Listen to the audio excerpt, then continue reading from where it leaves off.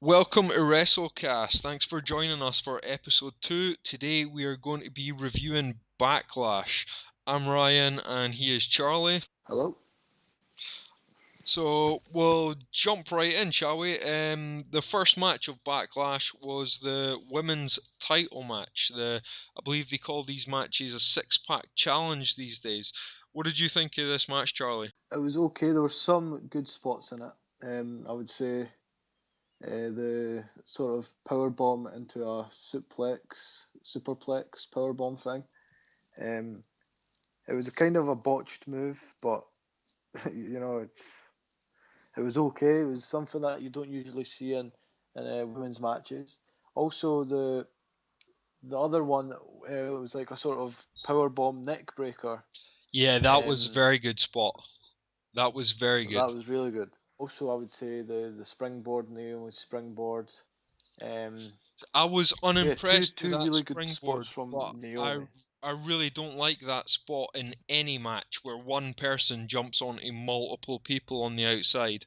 It is a spot that they love to do because it gets the majority of fans going, but I personally Yeah, don't like it. Overall, yeah, I think it was a very good match.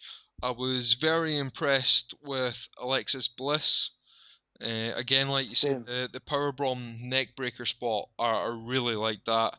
And Becky Mhm. Lynch came away with the win, being the first ever SmackDown Women's Champion, which I think was a bit obvious. I would have liked to have seen one of the Mhm. someone else walk away with it, possibly Alexis Bliss or Carmella or even Naomi. The second match of the evening was the Usos against the Hype Bros in tag team action to see who would be going against Rhino and Heath Slater later in the night. Um, Personally, I think this match was very by the numbers. Um, I'd say it was the weakest match on the entire card. What do you think about it, Charlie? Yeah, it was a shit match. To be fair, it was there was nothing much in it. The one thing I did like was he's Mojo or whatever the hell his name is. He done like a sort of double takeout to the Usos on the outside. Yeah, It was like a sort of like a rugby tackle charge. yeah. You know, quite a physical quite a physical move. Not even a move really, just a charge. That was probably the silver lining of a the very high dark the cloud of a highlight match, in my of opinion. a very poor match in general. I wouldn't really Yeah, say the yeah, match was bad. I just felt it was blah. It was there. We yeah, knew the Usos were going to win. The Hype Bros were not yeah, going to get a shot at the title. They just weren't. yeah. Um, and the one thing I did like about the match really was the way the Usos won. It was a very heelish way to win, going out and injuring, you know, what's his name, Zack Ryder. So I did like the way they won and the fact that they won by submission. It was a very That heelish rider, win, yeah. but overall the match I felt was not great, and it felt like a match we could watch on SmackDown. It didn't need to be on a pay-per-view. The third match of the evening was the Intercontinental title match where The Miz successfully defended his title against Dolph Ziggler. What did you think about this match? It was very like you knew it was going to happen. It was very predictable. Um, the thing that sort of made that so predictable was the negotiation thing at the start. You know Yeah, The Miz trying to when negotiate his the contract. Miz is sort of, yeah, he's negotiating a contract. You just knew that obviously the Miz is going to win, and then he's going to have some leverage for a contract, and whatever else sort of shit they're going to come up with after that. They're The also really Miz plays pushing his this part well. Miz versus Daniel Bryan feud ever since the episode of Talking Smack. Yeah, Um, which yeah, I, yeah. I personally think this match was brilliant. Um, I genuinely do. I think The Miz and Dolph Ziggler both put on a great showing. They showed that they're two of the best workers, Hmm. certainly on SmackDown, if not in the entire main roster. Um, but I think they were both great. They both looked very strong, and I think the Wiz winning via shenanigans was a good call, because it was a good way to make the Miz retain his title and not make Dolph Ziggler look weak, which was nice considering recently Dolph Ziggler continues to lose the big matches and he is made to look weak, and he's too talented to deserve that. I don't think it was the best match of the night. I've, I don't agree. I don't think it was. It was just a basic Dolph Ziggler match. You know, he's getting squashed for most of the match. He's taking big hits. You know, he's kind of carrying his opponent. You know, he's making his opponent look good. He might have a 2 minute spell where he gets some momentum from the crowd, and then he just gets taken over again. Either outside interference. This time it was like he got sprayed in the face or something by I Bray think it was from the outside. hairspray. I think it was hairspray to the face. Yes, Which I'm okay something with. like that. Again, And then I think the Miz done it's very your well. typical Dolph Ziggler. Uh, Yeah, I'll give you that. Ziggler, I don't I know think what he he's got done to carried. I piss think off the people Miz. backstage, but he has certainly lost the push that he had. The match following that was supposed to be Bray Wyatt against Randy Orton, which Orton, after an attack, was not cleared to compete. I've later found out that Orton was never cleared to compete, and they've known this for a while, and yet they still advertised the match, which annoys me. However, I suppose they got round it reasonably well, and having Wyatt stand in the ring and get declared winner, with the 10 count happening, I didn't mind that, but then, of course, it was announced that he instead had to go in a no-holds-barred match against Kane. How did you feel that went? It was obviously I didn't know about the whole Randy Orton. I knew that obviously earlier on in the pay per view, Randy Orton got jumped by Bray. Kane, it's not exactly exciting.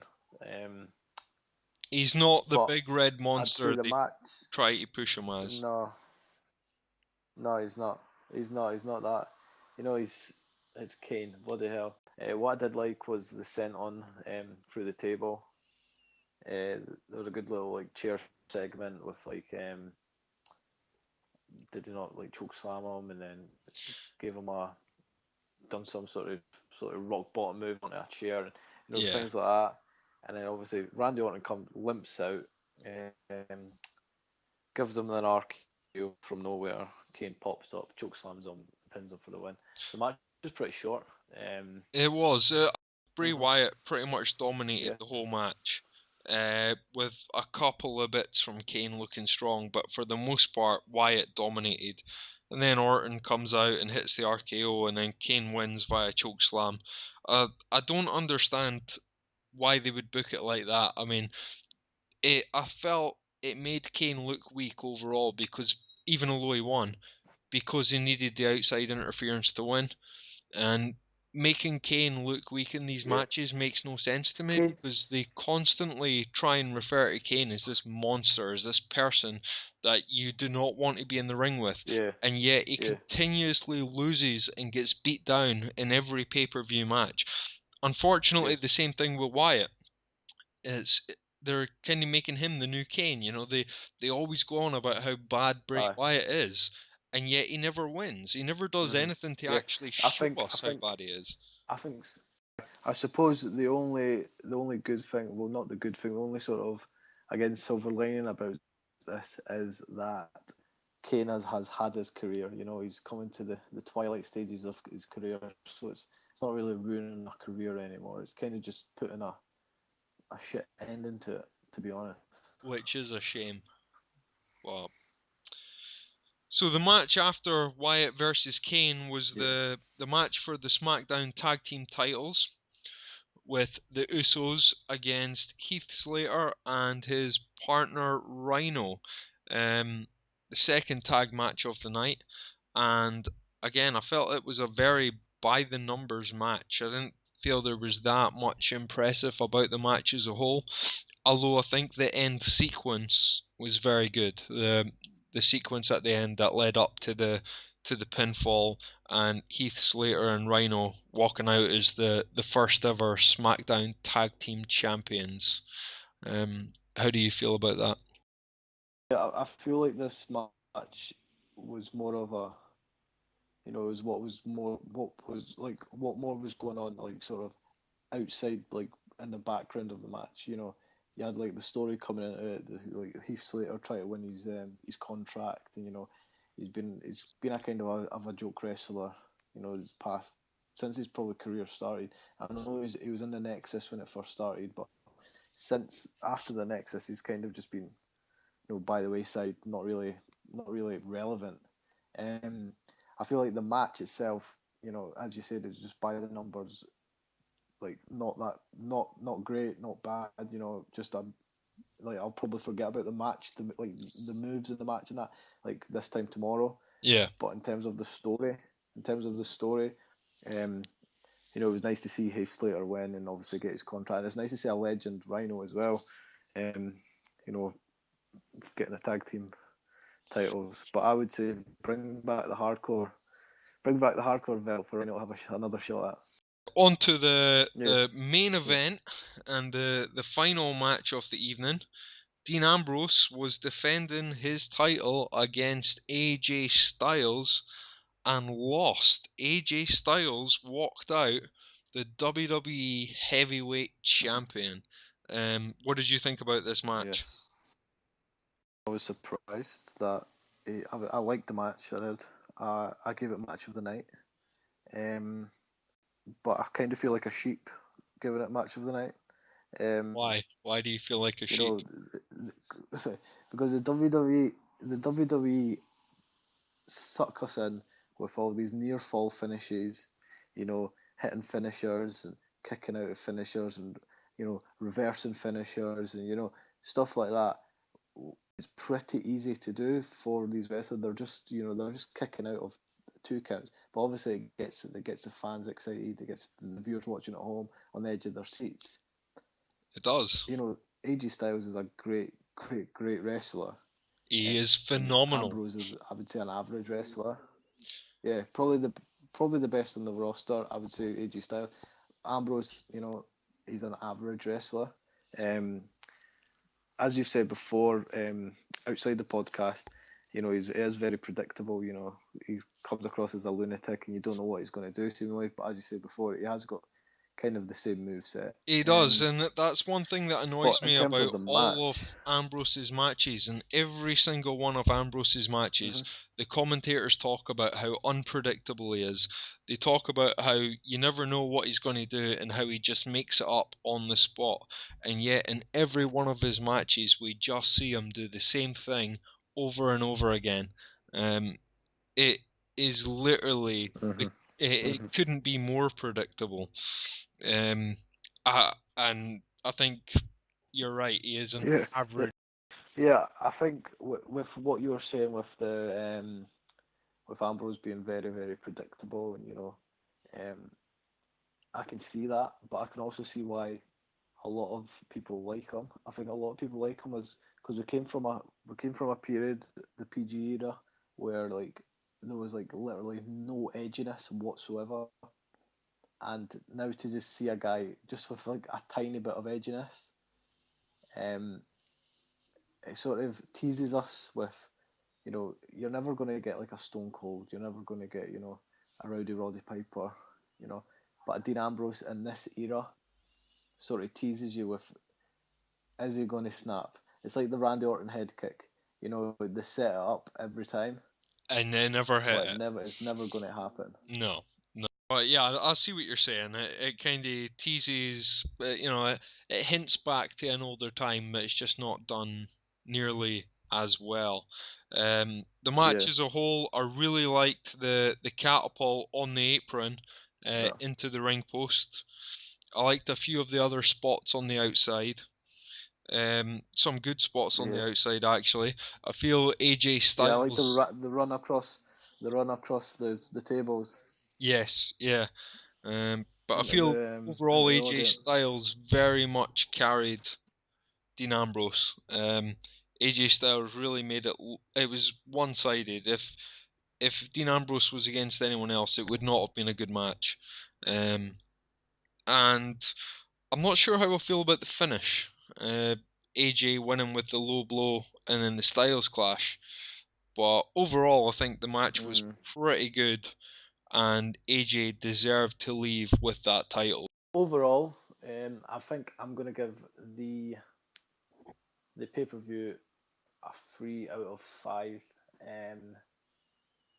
Obviously it wasn't a 4 out of 5, and it nowhere near like a 5 out of 5 or a 4 out of 5. 3 out of 5, I would say. Just for the reason that, I think I'm going to say I had 2 good matches. Built for the future with like new tag team champions. The Miz retaining, and obviously what's going to happen with his contract and with Bryan. Obviously, there's going to be a rematch with Ambrose and Styles. And for it being, SmackDown's first big pay-per-view in a while, I think they're doing pretty well. So, a positive 3 out of 5, I would say. Okay, I would give it 3.5 out of 5. I think of the 6 matches we got, 3 of them were very good. I think the women's title match was very good. I think the Intercontinental title match was the match of the night, like I said, and I think the main event was pretty good as well. The 2 tag matches were mediocre, and much the same with the Wyatt versus Kane no holds barred match.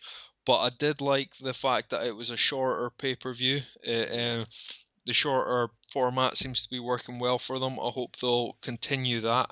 Seems a bit more fast-paced than their longer pay-per-views and a bit less dull. So that's pretty much it from us here today. We hope you have enjoyed our Backlash review and our second episode of WrestleCast. If you haven't watched episode 1, please go back and watch that. Leave any comments. What did you think of Backlash? Like this video, subscribe, and all that good stuff. Anything you'd like to say before we go, Charlie? Yeah, just echoing you, put down comments below, put down ideas, much like what I said in the first podcast. Just put down below, what you want us to talk about. I've got a few ideas, we've got plenty of ideas. We'll be coming back at you. When's the next podcast out, Ryan? Should be pretty soon. Maybe near the weekend, give or take, because the Cruiserweight Classic final is tomorrow night, and I think it would be a good idea for us to give our views on the Cruiserweight Classic as a whole. And we've got a few other things up our sleeve. So if not the weekend, you'll definitely hear back from us next week. Good. But yeah, just subscribe, like, all that stuff. And yeah, stick in, everyone. Yeah. And Backlash. until next time, please try this at home.